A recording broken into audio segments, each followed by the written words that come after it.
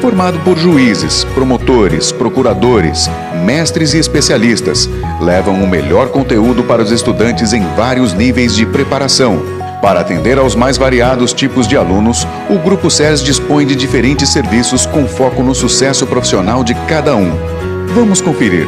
No SERS Cursos Online, nossos alunos recebem todo o suporte para as provas de exame de ordem e de vários concursos públicos. Na OAB, 1 em cada 3 aprovados é aluno do SERS Cursos Online. Com a carteirinha na mão, é hora de dar o próximo passo e a gente segue junto.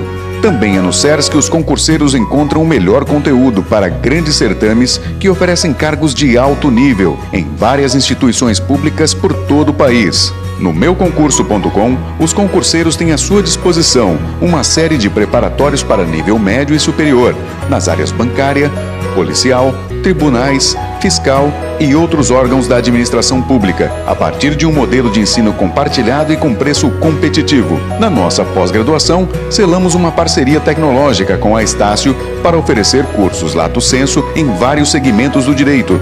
O SERS Corporativo é o lugar onde preparamos todos que buscam alinhar seus objetivos em busca dos melhores resultados nos seus negócios, empresas e na carreira pública. Mesmo antes de ingressar na faculdade, nossa presença já está garantida na vida de milhões de brasileiros que buscam seu lugar no ensino superior com o QG do Enem. Na Adverum Suporte Educacional, concurseiros e examinandos contam com vários serviços exclusivos, como a rodada de simulados, correção individualizada das provas e ainda suporte de coaching e mentoring. O Instituto da Construção é mais uma marca do Grupo SERS, que oferece ensino básico e de qualidade aos profissionais que desejam atuar na área, aprendendo uma nova atividade para se inserirem no mercado da construção civil. A Nova Microei segue o mesmo caminho do ensino profissionalizante, mas com cursos que focam na área de tecnologia, informática e idiomas. Em pouco tempo de expansão, o SERS Centro de Estudos, mais uma das nossas apostas, já está presente em praticamente todas as regiões do Brasil, levando a seriedade e o compromisso de quem realmente entende de preparação para ainda mais próximo dos alunos. O espaço físico conta com toda a infraestrutura e tecnologia de uma escola de ponta, baseado nos mais modernos e confortáveis conceitos arquitetônicos e de co-studying capazes de apoiar o aluno, aumentando suas chances e performance para aprovação nos mais variados certames.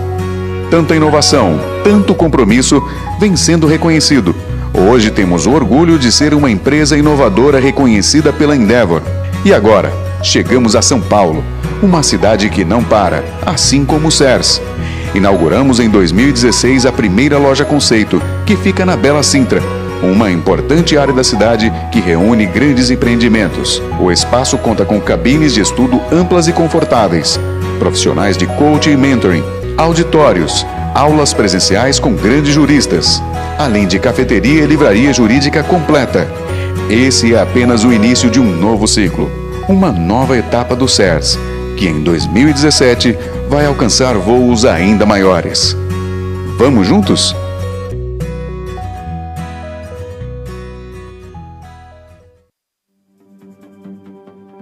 Tornar-se especialista em qualquer área do direito é um grande desafio. Publicações, autores renomados, mestres, doutores e profissionais atuantes na área são as principais referências para você chegar cada vez mais perto do seu sonho. Ter um ambiente online totalmente interativo, com mais mobilidade e flexibilidade para acompanhar as aulas, também são escolhas fundamentais para você que não pode perder tempo. É por isso que na pós Estácio SERS, os maiores nomes do direito preparam os maiores nomes do futuro do direito. Estude com profissionais experientes e conteúdos de qualidade e transforme qualquer lugar na sua sala de aula.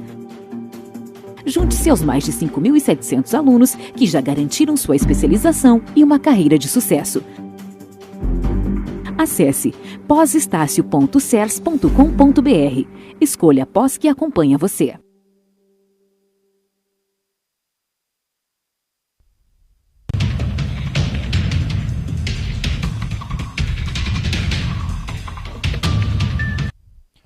Olá pessoal, hoje nós estamos aqui para falar um pouquinho sobre os aspectos processuais da reforma trabalhista. Nós sabemos que foi recentemente sancionada a Lei 13.467 de 2017, que altera substancialmente a CLT. Diversos dispositivos do direito do trabalho são atingidos, mas a parte de processo do trabalho também foi consideravelmente atingida com esta reforma trabalhista. E hoje a gente aproveita este painel para falar um pouquinho a respeito de alguns aspectos da mudança. Já deixo aqui o convite para vocês participarem, evidentemente, do curso que será lançado aqui no CERS, tratando de todos os aspectos da reforma trabalhista. E quero convidá-los também para participar do nosso congresso do dia 12 ao dia 14 de setembro, discutindo aspectos de direito previdenciário e de direito do trabalho. Inclusive, eu mesmo estarei discutindo ali aspectos sobre a terceirização no dia 14. Então vamos lá, hoje falar um pouquinho sobre esses impactos da reforma trabalhista no processo de trabalho. E o primeiro tema que eu separei para vocês foi a arbitragem. Quanto à arbitragem, vem agora a Lei 13.467 e estabelece o seguinte: artigo 507-A da CLT. Nos contratos individuais de trabalho, cuja remuneração seja superior a 2 vezes o limite máximo estabelecido para os benefícios do regime geral de previdência social, poderá ser pactuada a cláusula compromissória de arbitragem, desde que, por iniciativa do empregado ou mediante a sua concordância expressa, nos termos previstos na Lei 9.307, de 23 de setembro de 96. Cria-se, portanto, com essa nova regulamentação, a possibilidade de a gente ter uma arbitragem individual.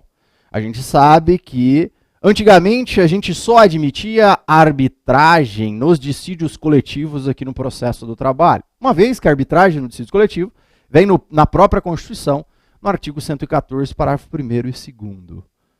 Quanto à arbitragem individual, a jurisprudência sistematicamente afastava a possibilidade de nós termos arbitragem individual em razão da própria disparidade entre as partes aqui na relação de trabalho. No entanto, o legislador, não verificando essa disparidade existente entre as partes, estabelece que os trabalhadores que recebem 2 vezes esse limite máximo, e hoje aproximadamente R$11.000, aqueles trabalhadores que recebem mais de R$11.000, que de acordo com o relatório da Câmara equivale a 2% da população, esses daí têm condição, teoricamente, de fazer a arbitragem. Cria-se, de certo modo, uma ideia de que esses trabalhadores são autossuficientes ou hipossuficientes, hipersuficientes, que não necessariamente é o que ocorre. De qualquer modo, com esse dispositivo, a gente passa a admitir essa arbitragem, sabendo-se que, sobre alguns objetos, por exemplo, indenização por dano moral, eu estou falando ali, própria dignidade da pessoa, sobre esses objetos, como regra não se admite a arbitragem, e aí nós vamos poder selecionar quais são os objetos, evidentemente, que vão ser inseridos aí na arbitragem. Sabendo-se, inclusive, se demonstrado que houve uma coação para se fazer esta cláusula compromissória, por óbvio que poderá ser anulada essa cláusula compromissória. Aqui é importante nós destacarmos de plano que esta reforma foi sancionada pelo presidente e ela tem um período de vacatio legis de 120 dias. Então, ela vai entrar em vigor daqui 120 dias, ok? Um outro tema que vai ter muita polêmica é a criação de uma jurisdição voluntária aqui no processo do trabalho. Cria-se o processo de jurisdição voluntária para homologação de acordo extrajudicial. E o artigo 855b vem e diz o seguinte: o processo de homologação de acordo extrajudicial terá início por petição conjunta, sendo obrigatória a representação das partes por advogado. As partes, não poderão ser representadas por advogado comum. Faculta-se ao trabalhador ser assistido pelo advogado do sindicato de sua categoria. 855C. O disposto neste artigo não prejudica o prazo estabelecido no parágrafo 6º do artigo 477 desta consolidação e não afasta a aplicação da multa prevista no parágrafo 8º do 477 desta consolidação. No prazo de 15 dias, a contar da distribuição da petição, o juiz analisará o acordo, designará a audiência se entender necessário e proferirá a sentença. A petição de homologação de acordo extrajudicial suspende o prazo prescricional da ação quanto aos direitos nela especificados. Parágrafo único. O prazo prescricional voltará a fluir no dia útil subsequente ao do trânsito em julgado da decisão que negar a homologação do acordo. Cria-se, portanto, aqui uma sistemática para regulamentar a antiga possibilidade de se utilizar o judiciário como órgão homologador. Nós sabemos que quem faz as homologações na sistemática trabalhista é o próprio sindicato, antes, evidentemente, da própria lei da reforma trabalhista, até porque agora não vai precisar mais se submeter a essa homologação ao sindicato. E aí, como uma forma de resguardar os empregadores, cria-se essa possibilidade do judiciário ser um órgão homologador, porque, uma vez feito um acordo na Justiça do Trabalho, você tem o trânsito em julgado. Vamos ter muitas discussões a respeito deste dispositivo, porque aí há uma ausência de lide. Não há um conflito de interesse entre as partes aqui, neste caso. É por isso que o legislador vem e tenta dar uma deformada aí, ou melhor dizendo, ele tenta encaixar uma jurisdição voluntária aqui neste caso. E cria, de certo modo, um ônus, vamos dizer, para o trabalhador, uma vez que, agora, para fazer este acordo, ele necessita de um advogado e vai submeter isto à Justiça do Trabalho para homologação. Por óbvio que não poderia ser o mesmo advogado, né? Isso daí é o mínimo que se espera, que o advogado da empresa não seja o mesmo advogado do trabalhador. Aqui o prejuízo que nós poderemos ter com este dispositivo são as lides simuladas. A gente sabe que hoje em dia já tem com bastante frequência, e isso aqui institucionaliza a lide simulada. Então o juiz vai ter que analisar com muito cuidado estes acordos, sob pena de homologar lides simuladas. Mas aí é interessante que o TST já altere o seu posicionamento quanto aos acordos firmados na Justiça do Trabalho. O TST tem o entendimento de que, feito o acordo na Justiça do Trabalho, da quitação geral do contrato de trabalho. Agora, com essas homologações extrajudiciais, na realidade, um acordo extrajudicial que é homologado judicialmente, nós não poderemos ter esse entendimento. Tanto é que o próprio legislador, vejam na tela, ele vem e diz que haverá suspensão da ação quanto aos direitos nela especificados. Então, se a suspensão da prescrição é só quanto aqueles direitos, o acordo é só quanto aqueles direitos, não dá quitação geral.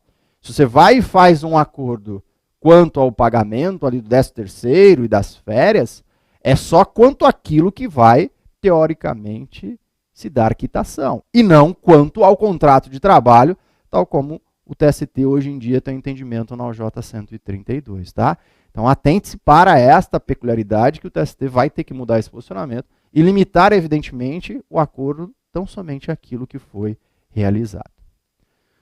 Uma outra alteração que nós tivemos aí, substancial, agora no processo do trabalho, é a contagem dos prazos processuais. E na contagem dos prazos processuais, aqui eu vou fazer um paralelo da nova redação, que é da Lei 13.467, com a antiga redação.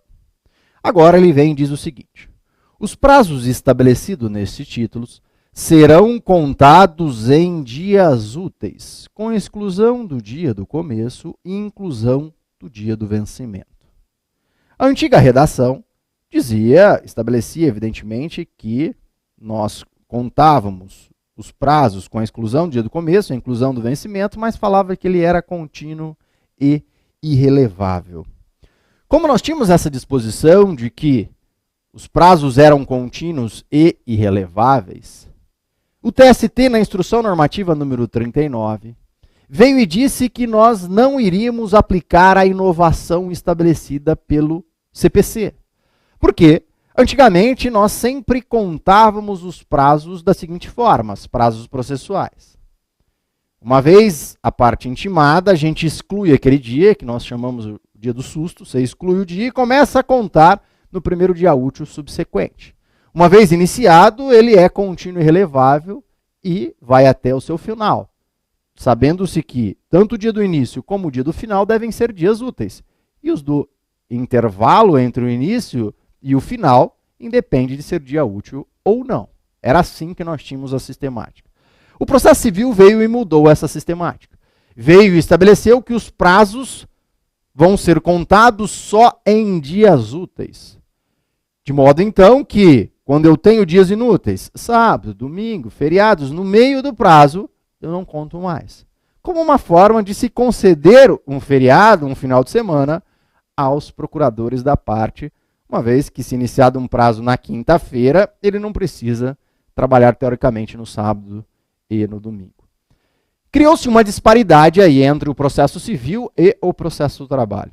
Vem o legislador agora e tenta igualizar os procedimentos e estabelece que agora, aqui no processo do trabalho, a contagem dos prazos também será em dias úteis, tá? Então agora a sistemática, e aqui a meu juízo, eu entendo que a melhor sistemática, principalmente pela celeridade, seria a contagem contínua e irrelevável. No entanto, você ter dois procedimentos diferentes, isso daí você gera uma insegurança, principalmente naqueles escritórios que advogam para as duas áreas. E aí, a meu juízo, não é uma alteração totalmente prejudicial, até porque eu entendo que esses dias úteis aí, eles não vão atrasar tanto o processo. O que se atrasa o processo, de fato, são os dias mortos que nós temos do processo dentro das secretarias. E, evidentemente, que com agora o processo judicial eletrônico, seria interessante que se criasse uma sistemática de já fazer essa contagem. Porque hoje a gente já tem problema de discussão do prazo processual na interposição de um recurso. Agora, com contagem em dias úteis, nós vamos ter mais discussão.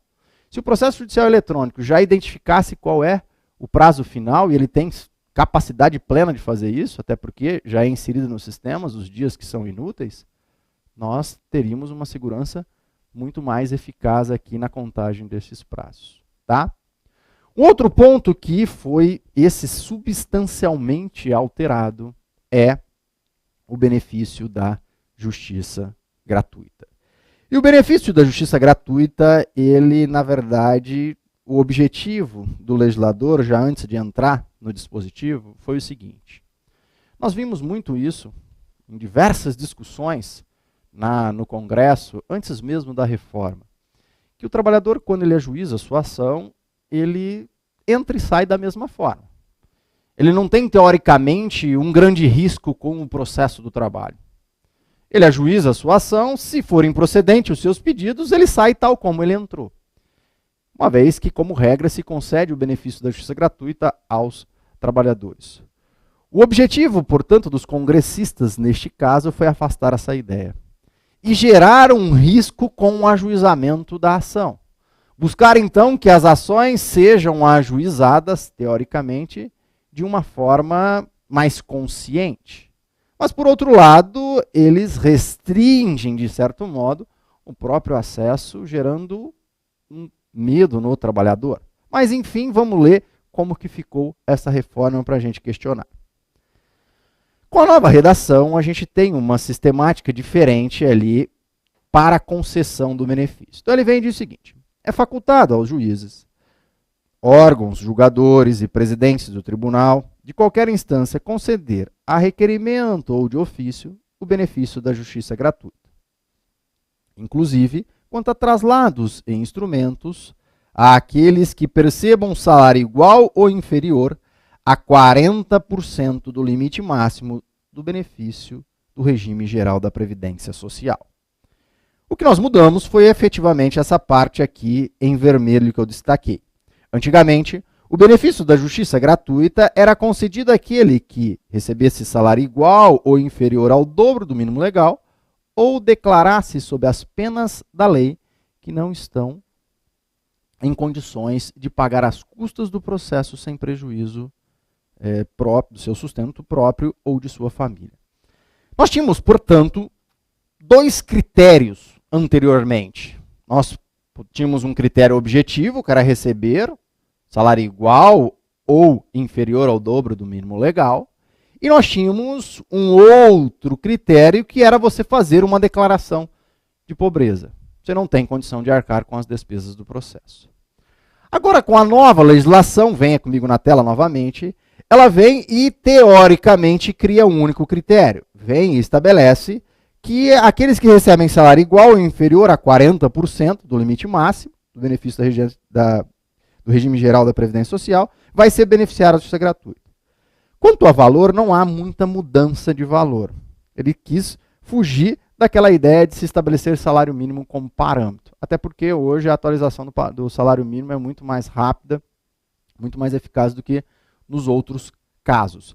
E aqui, hoje em dia, 40% do regime geral é muito semelhante ao que nós temos de 2 salários mínimos. Hoje o regime geral é aproximadamente R$ 5.500, aí vai dar aí 2.000 e poucos reais. Quem receber até esse montante vai ser beneficiário da justiça gratuita. Mas olha o que diz o parágrafo 4º. O benefício da justiça gratuita será concedido à parte que comprovar insuficiência de recursos para pagamento das custas do processo.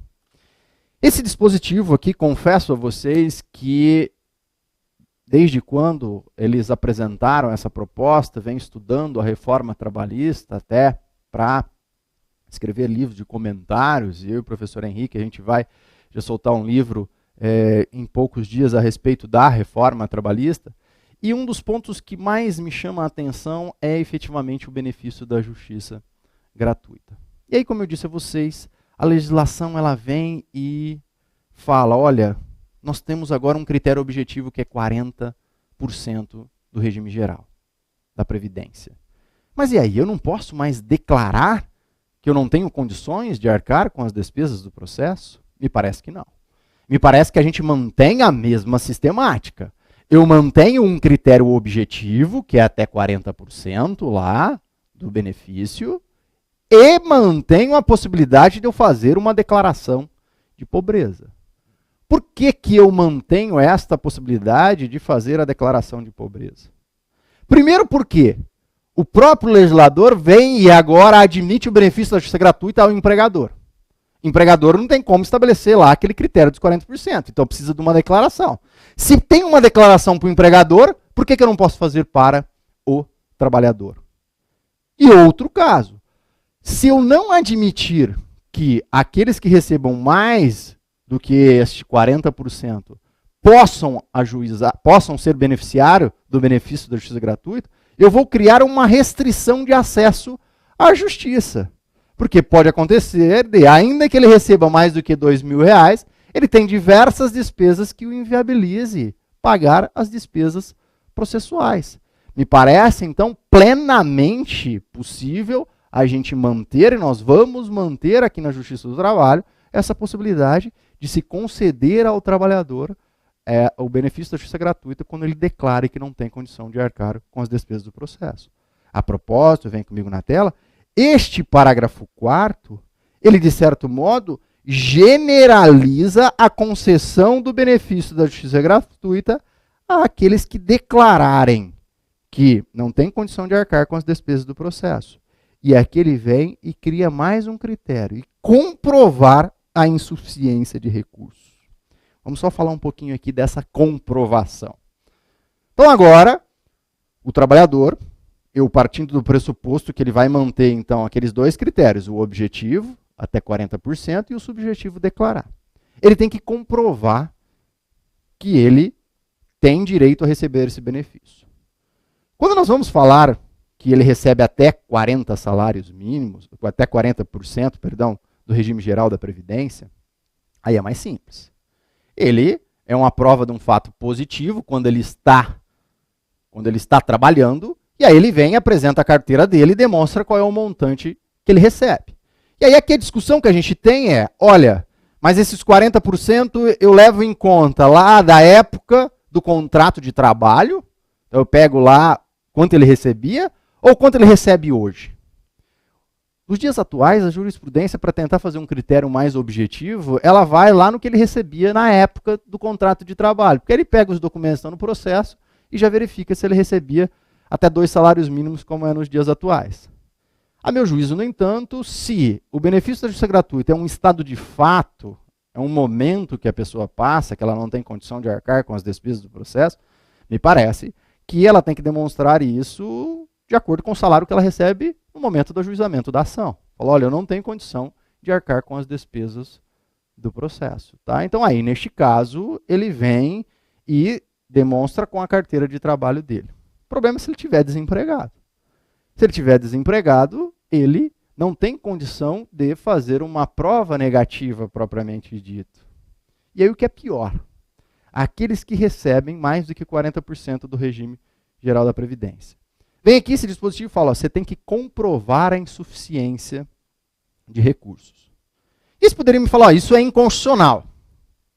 De certo modo, eles reproduziram o artigo 5º da Constituição Federal, que viabiliza a assistência judiciária integral, permitindo, portanto, o acesso à justiça, mas ela fala, desde que comprovadamente demonstrado que ele não tem condição ou que ele não tem recursos para arcar com as custas do processo. Então aqui, sob esse aspecto da comprovação, falar que é inconstitucional, não dá para falar porque eles copiaram o dispositivo da Constituição.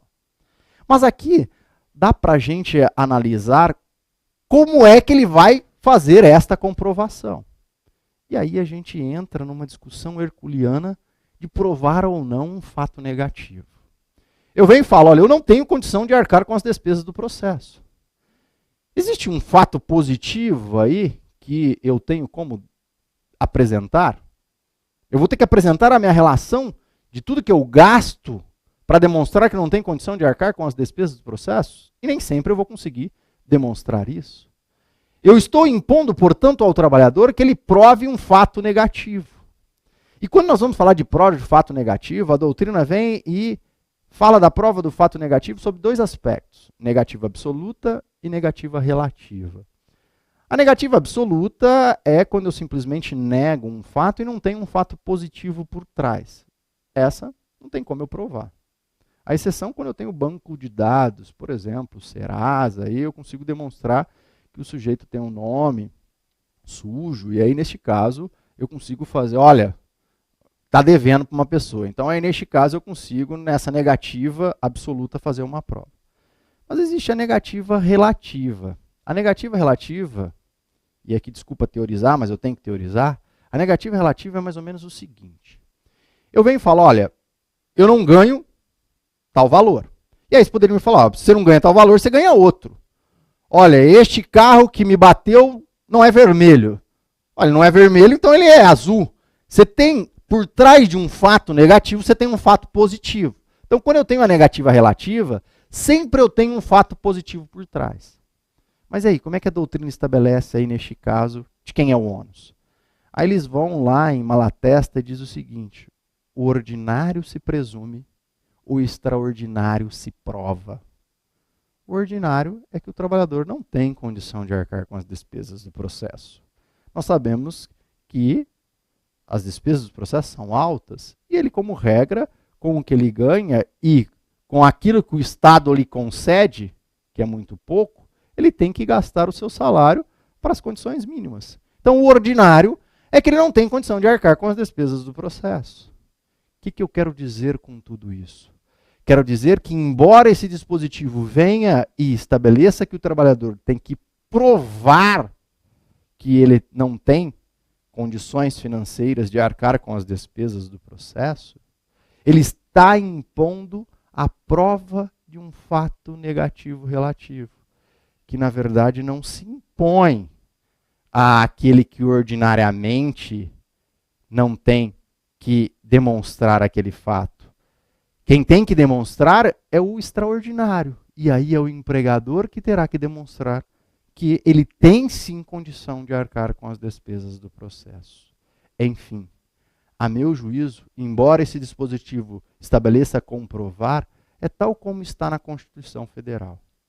Há sim uma presunção na declaração do trabalhador que ele não tem condição de arcar com as despesas do processo, porque isto é o ordinário.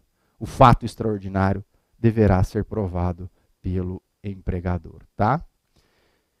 E aí, já adiantando uma outra temática, mas vinculada ao benefício da justiça gratuita, nós temos aqui uma discussão que é a seguinte: o que é propriamente dito o benefício da justiça gratuita? Quando a gente vai no processo civil, sempre se defendeu ou se defende, especialmente agora depois do CPC, que a concessão do benefício da justiça gratuita serve para se viabilizar o acesso à justiça. Lá no processo civil, nós sabemos que nós temos adiantamento de despesas processuais. E como eu tenho adiantamento de despesas processuais, o benefício da justiça gratuita serve para que não se obrigue alguém a adiantar as despesas processuais. Mas isso não lhe isenta lá no final de ter que pagar essas despesas processuais. Eu garanto o acesso, mas não estou falando que vai ser de graça. Você pode entrar e não precisa pagar de forma adiantada. Mas lá no final, se você tiver recurso, você vai pagar. Senão vai ficar sob uma condição suspensiva lá por 5 anos, porque se você receber alguma coisa, você vai pagar. Então é essa ideia que se tem, propriamente dito, do benefício da justiça gratuita pela tese majoritária lá no processo civil. Aqui no processo do trabalho, quando nós vamos falar de benefício da justiça gratuita, nós verificamos uma gratuidade da justiça como um todo. Por quê? Porque aqui no processo do trabalho não existe adiantamento de despesas processuais. O acesso à justiça é gratuito para o empregado e para o empregador. Tanto é que o próprio Congresso vem aqui nessa legislação e fala que eu não posso ter adiantamento de honorários periciais. Então não se tem adiantamento de despesas processuais aqui no processo de trabalho. O 789, quanto a esse aspecto, não foi alterado. Pagam-se as despesas processuais depois do trânsito em julgado, salvo se houver interposição de recurso. E aí? E aí percebam que a gente tem uma diferença. Lá no processo civil, eu viabilizava o acesso à justiça e não cobrava para adiantar as despesas. Aqui no processo de trabalho a gente já tinha a gratuidade estabelecida. Agora o legislador quebra essa sistemática do processo do trabalho. Não de acesso pleno com ausência de despesas antecipadas. Isso se mantém. Mas ele não impõe uma gratuidade total do processo, porque aqui o beneficiário da justiça gratuita, na verdade, lhe garantia a isenção do pagamento das despesas processuais. Você ficava isento de pagar qualquer despesas processuais. Já que não era como no processo civil, que eu simplesmente não precisava adiantar. Aqui, se eu era beneficiário, adiantar já não precisava. O que era me concedido? A isenção total dessas despesas.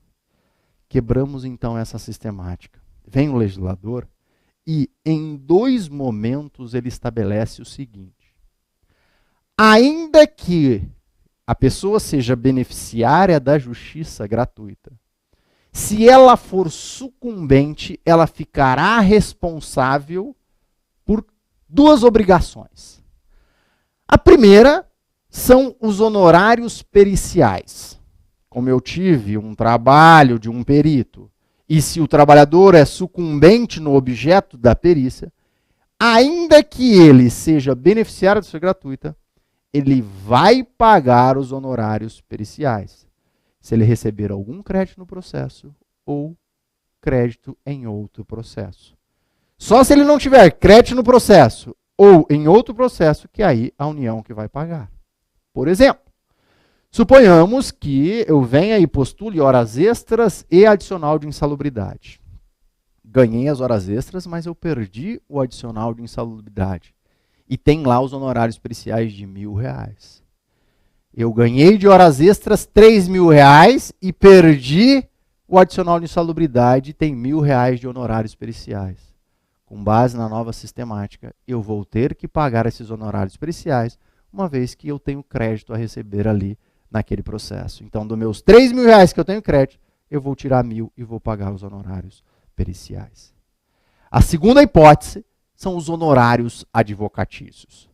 Se eu tiver uma sucumbência recíproca, então, por exemplo, aqui no mesmo caso, se eu ganhar uma parte e for vencido em outra parte, eu serei condenado a pagar honorários de sucumbência. Se eu tiver, então, uma parte a receber, desta parte que eu tenho para receber, eu vou ter que pagar os honorários do advogado.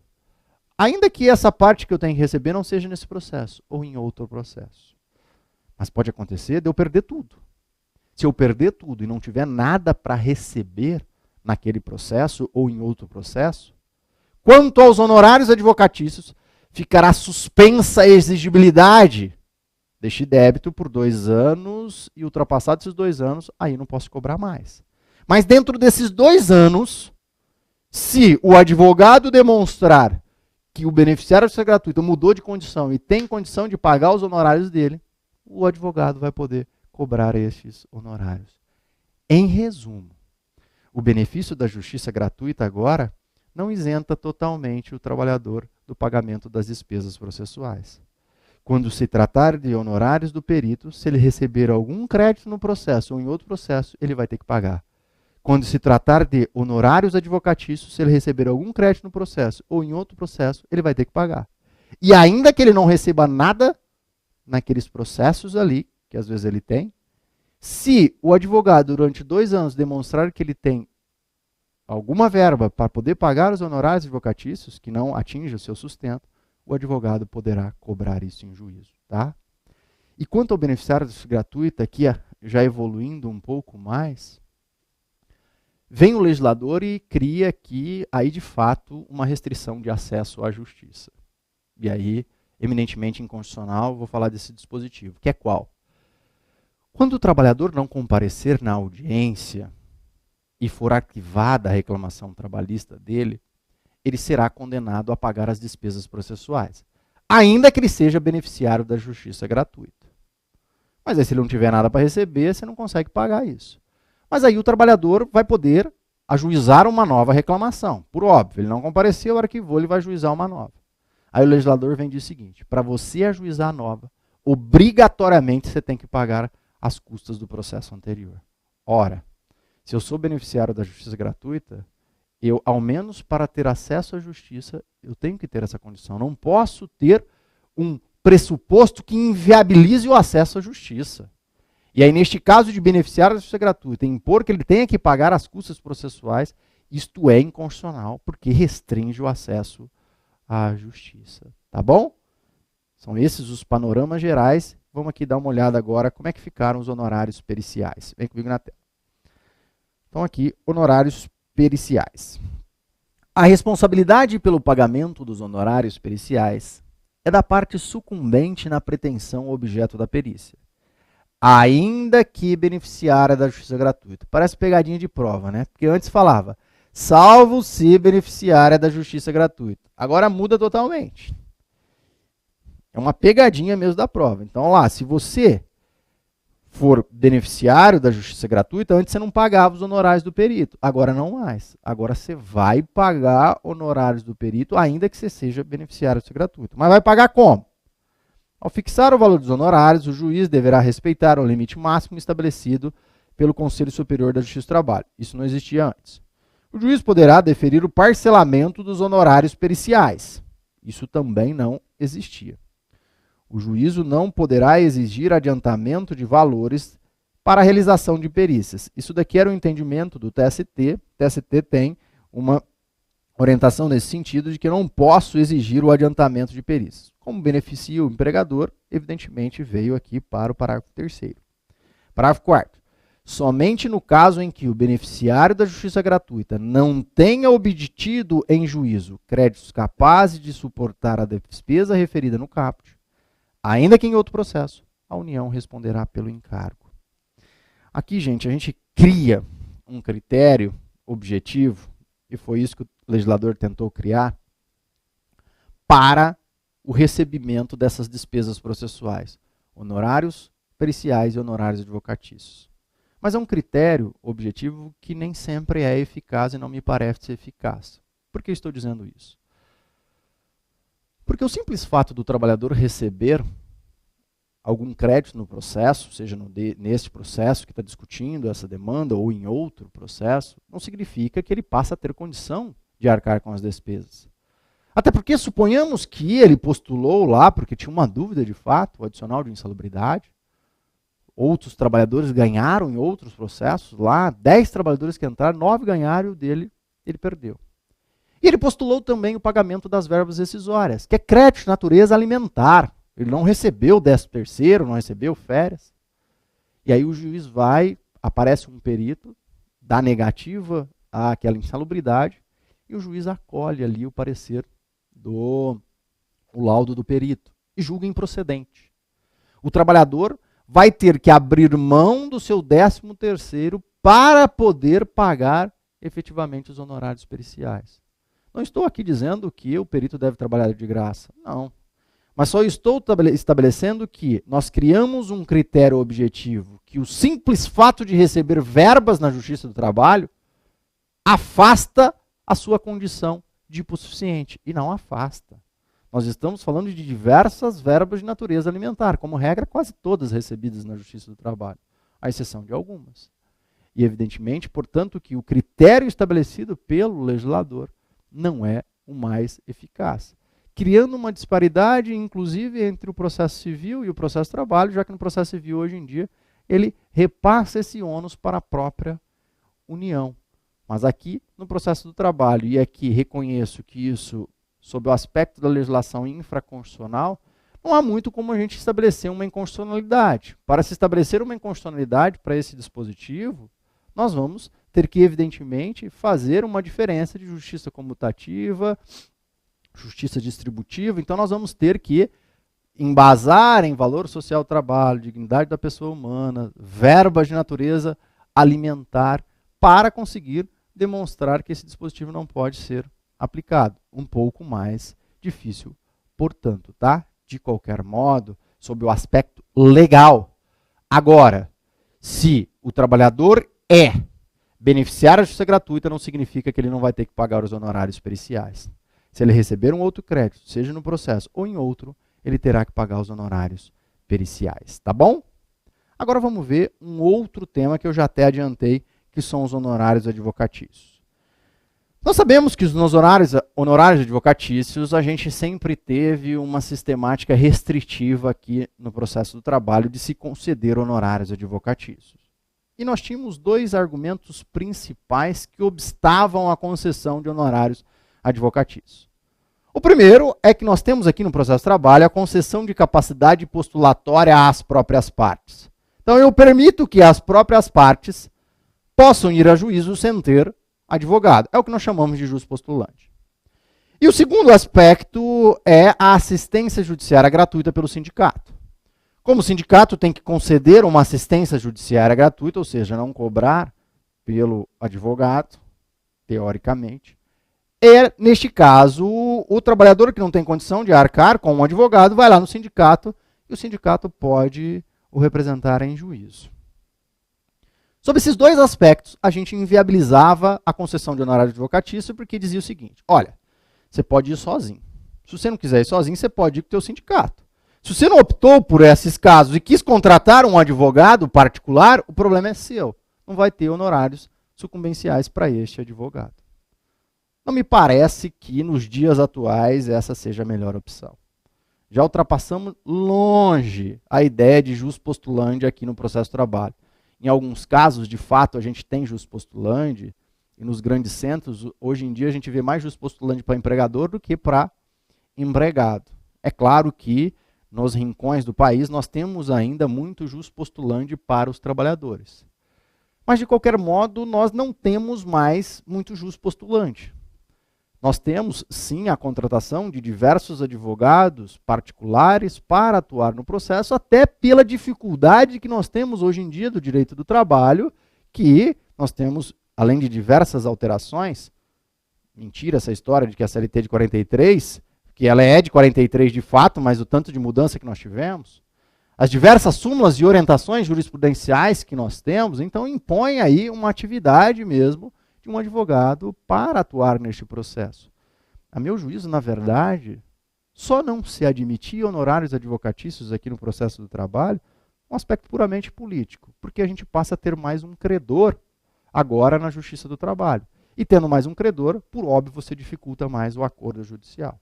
Mas abstraindo essa discussão, nós sabemos então que aqui na Justiça do Trabalho antes não se concedia honorários advocatícios pela mera sucumbência. Nós precisávamos ter 2 requisitos para a concessão do benefício da justiça gratuita, que era ser beneficiário de justiça gratuita e ser assistido pelo sindicato da categoria. Só nessa hipótese que a gente concedia. Ou naqueles outros casos que a própria súmula 219 admitia, que era o caso lá da ação rescisória, lides não decorrentes da relação de emprego, quando o sindicato atuava como substituto processual, que teve aí uma alteração, inclusive com base no próprio novo CPC. A súmula 219 tem, então, e retrata algumas hipóteses de cabimento dos honorários advocatícios. Essa súmula vai ser radicalmente atingida e, a meu juízo, até mesmo cancelada. Por quê? Olha o que diz agora o 791A. Ao advogado, ainda que atue em causa própria, serão devidos honorários de sucumbência. Então, basta a parte ser vencida. Fixados entre o mínimo de 5% e o máximo de 15% sobre o valor que resultar da liquidação da sentença, do proveito econômico obtido, ou, não sendo possível mensurá-lo, sobre o valor atualizado da causa. Os honorários são devidos também nas ações contra a fazenda pública e nas ações em que a parte estiver assistida ou substituída pelo sindicato de sua categoria.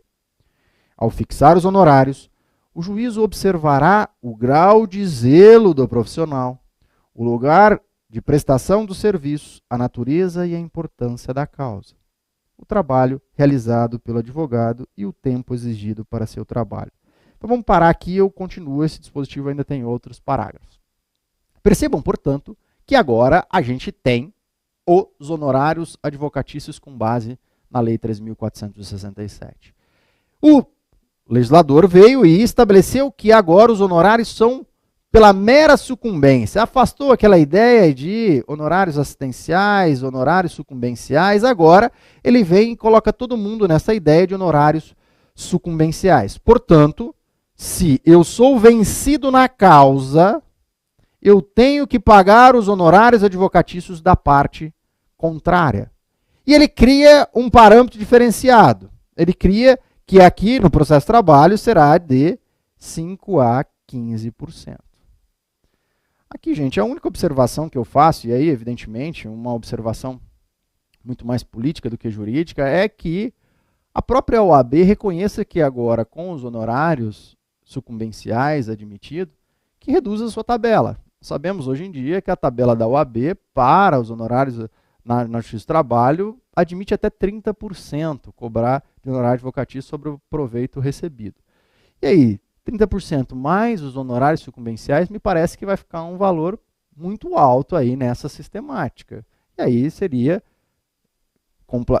interessante que a OAB adequasse esta hipótese àquelas lá do próprio processo civil, que como regra estabelece até no máximo 20% de condenação de honorários advocatícios. Tá? E aí eu estou falando honorários, evidentemente, do próprio cliente. Honorários do cliente vai pagar 20%, teoricamente, e a parte contrária de 5% a 15%. Aí me parece que está dentro de um aspecto razoável. Olha o que diz o parágrafo 3º.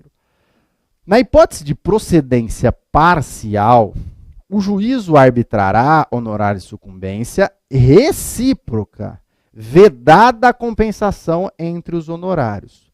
Segue aqui uma diretriz do próprio CPC que também impede esta compensação. O que ele quer dizer com isso?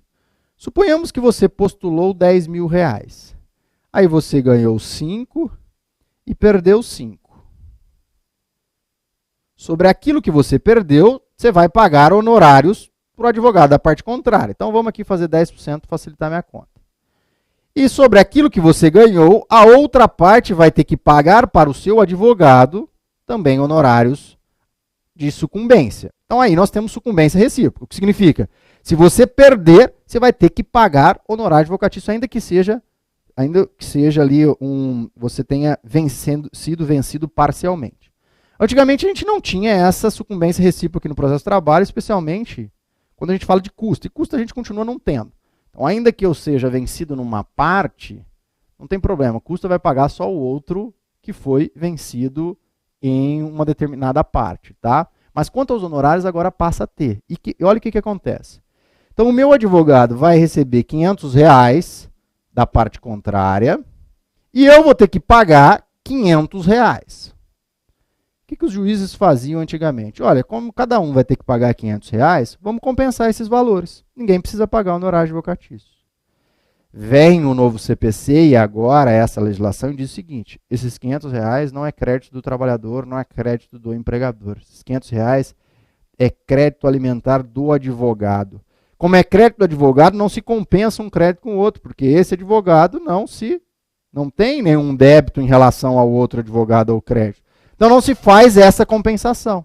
Então, portanto, ainda que seja sucumbência recíproca, ambos têm que pagar valores idênticos, ou ainda que seja diferente, não haverá compensação de honorários. Você vai ter que pagar os honorários da outra parte, tá? E aí o parágrafo 4º é aquilo que eu já adiantei, mas vamos repassar aqui. Vencido o beneficiário da justiça gratuita, desde que não tenha obtido em juízo, ainda que em outro processo, créditos capazes de suportar a despesa, as obrigações decorrentes de sua sucumbência ficarão sob condição suspensiva de exigibilidade. E somente poderão ser executadas se, nos 2 anos subsequentes ao trânsito em julgado da decisão, que a certificou, o credor demonstrar que deixou de existir a situação de insuficiência de recursos, que justificou a concessão de gratuidade, extinguindo-se, passado este prazo, tais obrigações do beneficiário. Vem, então, aqui e cria um critério diretamente para o beneficiário da justiça gratuita. Porque se você não é beneficiário, você foi sucumbente, você paga os honorários do advogado da parte contrária. Agora, se você é beneficiário da justiça gratuita, a gente cria, então, 2 critérios, como nós falamos. Olha, se é beneficiário da justiça gratuita, se você recebeu alguma coisa no processo, aquela alguma coisa vai servir para pagar os honorários advocatícios. Se você recebeu algo em outro processo, isso vai ser viável para pagar os honorários do advogado. E aí, gente, aqui a gente cai numa cilada, de certo modo, quando a gente está aqui estudando esse tema. Por quê? Porque nós poderíamos vir e falar, olha, aqui eu gero um prejuízo muito grande para o trabalhador, e de fato, gera mesmo. Só que nós vamos nos embasar na verba de natureza alimentar. Fala, olha, o trabalhador, tal como eu dei um exemplo, ele vai ter que receber o 13º salário, e isso é uma verba alimentar dele. Os honorários advocatícios e os honorários periciais também são. São verbas ligadas, verbas alimentares do próprio advogado. Isto é a modalidade de recebimento do profissional liberal. E aí a gente cria aí uma incompatibilidade, porque são 2 verbas de natureza alimentar.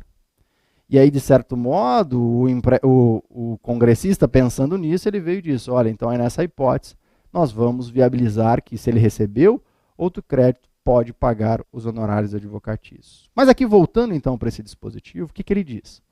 Fala, olha, se você é beneficiário de justiça gratuita e recebeu alguma coisa, você vai pagar o honorário de advogado, seja nesse processo, seja em outro. Mas pode acontecer de você não receber em nenhum processo. Se você não receber em nenhum processo, nós vamos deixar suspenso lá por 2 anos. Se você mudou a sua condição nesses 2 anos, você vai pagar os honorários advocatícios. Se você não mudou a sua condição, aí extingue aquela pretensão, tá? E não pode mais cobrar esses honorários, tá ok? Então atente-se aí, que aqui a gente pode, olha aqui, ó, vai começar a contar este prazo, olha lá, suspensa a exigibilidade somente poderão ser executados se nos 2 anos subsequentes ao trânsito em julgado da decisão. Então aí vai ter que ser 2 anos do trânsito em julgado. Pode acontecer que você está lá na execução e está demorando 3, 4 anos na execução ali, ou de repente, custas ou algum outro caso lá discutindo, contribuição, alguma coisa assim. Como regra, você não vai ter execução porque vai ser improcedência total. Mas pode acontecer. Ainda que esse processo continue ali, por algum outro caso na execução, passados 2 anos, não vai mais pagar os honorários advocatícios, tá? Percebam, gente, que a gente tem uma diferença dos honorários advocatícios para os honorários periciais. Honorários periciais só tem aquela hipótese de você receber. Você recebeu, você paga. Se não recebeu, aí é a União que vai pagar. E aqui, este processo, este dispositivo, ele dá a ideia de que, ainda que receba, ele deverá suportar as despesas. As despesas não são todas as despesas do processo, não. Como este parágrafo é um parágrafo que está dentro dos honorários advocatícios, ele só vai suportar honorários advocatícios. Não vai precisar pagar custas lá e outras despesas processuais. Isso ele será isento, tá? Só para acabar esse dispositivo, gente, o parágrafo 5º vem e diz que são devidos honorários de sucumbência na reconvenção. Até porque a reconvenção é uma modalidade de ação, tá? Outro tema que eu separei para vocês é a responsabilidade por dano processual. Agora, o novo CPC, a nova sistemática da CLT, vem e cria a possibilidade de litigância de má-fé reproduzindo o CPC. E aí a litigância de má-fé, que já era aplicável ao processo do trabalho, ele fala lá que você vai poder ser condenado. Então, primeiro vamos falar disso. Condenado de uma multa de 1 a 10%. O 793A fala isso, de 1 a 10%. Indenização dos danos sofridos, despesas com advogado, honorários, né, e demais despesas. Então, você pode ter tudo isso daqui se você litigar de má-fé. Mas, além disso, cria-se um dispositivo inédito, que não tem lá no processo civil, que é esse aqui que eu separei para vocês. Aplica-se a multa prevista no 793C, que é isso aqui que eu acabei de falar, desta consolidação, às testemunhas que intencionalmente alterar a verdade dos fatos ou omitir fatos essenciais ao julgamento da causa. Parágrafo único. A execução da multa prevista nesse artigo dar-se-á nos mesmos autos. Então percebam que agora as testemunhas, e qual que é a ideia desse dispositivo? É dar uma eficácia àqueles depoimentos falsos. Que hoje em dia nós sabemos que o crime de falso testemunho não segue. Raramente, na verdade eu nunca vi alguém ser preso por um crime de falso testemunho. E isso cria um descrédito na prova testemunhal. Então o objetivo aqui foi restringir estas testemunhas que intencionalmente elas vão a juízo e falam lá fatos que não são verdadeiros. Aí você poderia me falar, mas em regra, essas pessoas elas estão vinculadas ao empregador. É um empregado que vai lá falar em benefício do empregador. Mas sob um aspecto ético, ainda que ela esteja vinculada ao empregador, a meu juízo, ela não tem o direito de mentir. A testemunha, tal como a parte, repito, tal como a parte, não tem o direito de mentir em juízo. Porque se a parte mentir, ela é litigante de má-fé também. O que eu não imponho à parte é que ela apresente argumentos contrários a ela. Mas a testemunha, além de não poder mentir, ela tem que demonstrar quais foram os fatos que ela verificou. E os fatos que ela verificou verdadeiramente. E não criar lá fatos para o processo. Então, a meu juízo, eu não sou contra esse dispositivo, não. O 793D, de fato, ele vem para conceder uma conduta ética ao processo. Tá? Petição inicial. O que nós tivemos de alteração na petição inicial? Agora a gente tem uma alteração, vou direto na alteração, que é este aspecto aqui. Ó. A petição inicial, o pedido deverá ser certo, determinado, com indicação de seu valor. A gente cria o mesmo critério do rito sumaríssimo para o rito ordinário.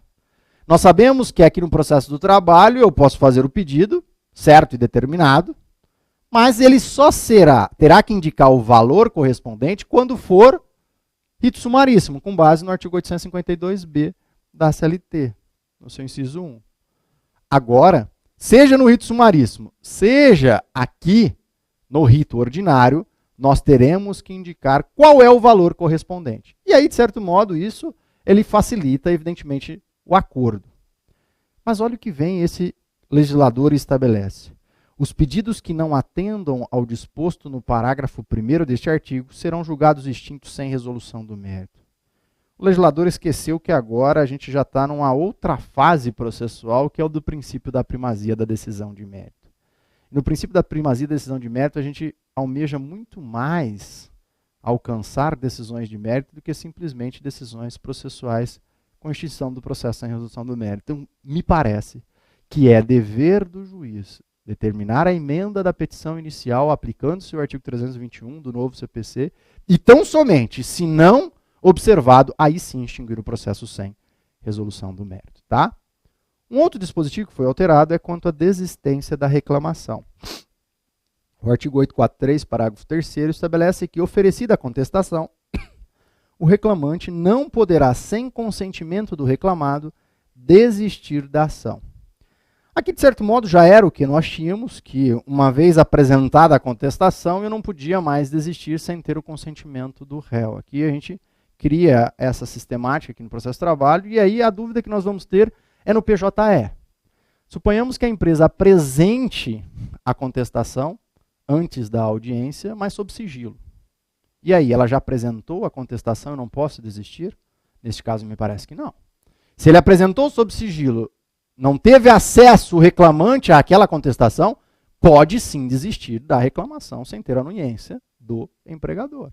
Tá? Somente depois de aberta a contestação é que aí ele não pode mais desistir sem ter a anuência do empregador. Tá? Um outro dispositivo, este foi consideravelmente atingido, é a exceção de incompetência territorial. O CPC tinha acabado com a figura de exceção propriamente dita como uma peça apartada e aqui, agora, esse legislador ele restaura isso e vem e diz o seguinte: apresentada a exceção de incompetência territorial, no prazo de 5 dias a contar da notificação, antes da audiência, em impeça que sinaliza a existência desta exceção, seguir-se-á o procedimento estabelecido neste artigo. Então muda consideravelmente o que era antes. Antes a gente tinha uma sistemática muito simples, apresentado, você dava o prazo de 24 horas para outra parte e depois já ia designar-lhe uma audiência para julgar. Agora não mais. Agora então ele está 5 dias a contar da notificação e antes da audiência. Então você tem que ir lá até 5 dias antes ali da audiência, aí, considerado evidentemente 5 dias do recebimento da sua notificação. Ele vem e fala o seguinte: você vai ter que protocolar uma petição. A protocolada petição será suspenso o processo e não se realizará a audiência que se refere ao artigo 843 da consolidação até que se decida a exceção. Prejuízo eminente para a celeridade processual. Os autos serão imediatamente concluídos ao juízo, que intimará o reclamante, se existentes, o litisconsórcio para manifestação no prazo de 5 dias. Se entender necessária a produção de prova oral, o juízo designará a audiência, garantindo o direito de o recipiente e de suas testemunhas serem ouvidas por carta precatória no juízo que este houver indicado como competente. Decidida a exceção de incompetência territorial, o processo retomará seu curso com a designação de audiência, a apresentação de defesa, a instrução processual e a instrução processual perante o juízo competente. Ou seja, ele cria um incidente totalmente diferente e afasta a ideia de que o processo de trabalho tem que ser um processo reto, sem incidentes processuais.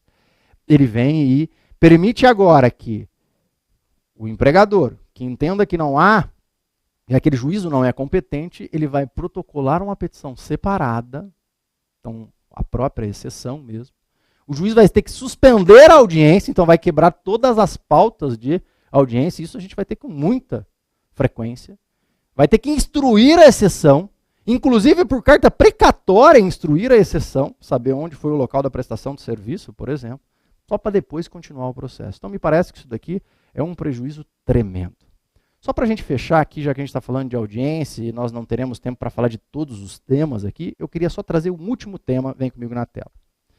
843, parágrafo 3º. O preposto a que se refere o parágrafo 1º deste artigo não precisa ser empregado da parte reclamada. Atinge frontalmente a súmula 377 do TST, porque nós sabíamos que, nos dias atuais, o preposto deve ser empregado da empresa para não profissionalizar a profissão de preposto. Somente quando for micro ou pequena empresa, que nós tínhamos uma legislação específica na Lei Complementar 123, 2006, e também quando for empregado doméstico, a gente não exigia. Agora vai ser totalmente diferente. O preposto não precisa ser mais empregado da empresa, tá? Tenho que reconhecer que nós temos diversos outros dispositivos do processo de trabalho ligados à audiência, a própria contestação agora vem claramente demonstrado que eu posso apresentá-la antes da audiência pelo meio eletrônico. Nós temos agora o ônus da prova, também veio e estabeleceu os mesmos regramentos do processo civil. Quanto ao recurso, nós mexemos um pouco no depósito recursal, não existirá mais conta vinculada, vai ser um depósito em juízo, e a gente ainda cria algumas restrições aí ao depósito recursal. Por exemplo, só para a gente fechar aqui mesmo, olha aqui o que diz o artigo 899. O valor do depósito recursal será reduzido pela metade para as entidades sem fins lucrativos, empregadores domésticos, microempreendedores individuais, microempresa e empresas de pequeno porte. Isso aqui vem no 899.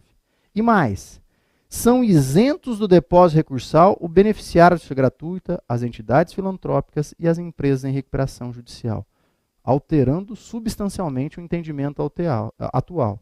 É interessante que o beneficiário, quando for trabalhador, ele vai ter que pagar lá algumas despesas. Quando for empregador, o depósito recursal ele não precisa pagar. Embora o depósito recursal nada mais seja do que uma garantia de futura execução.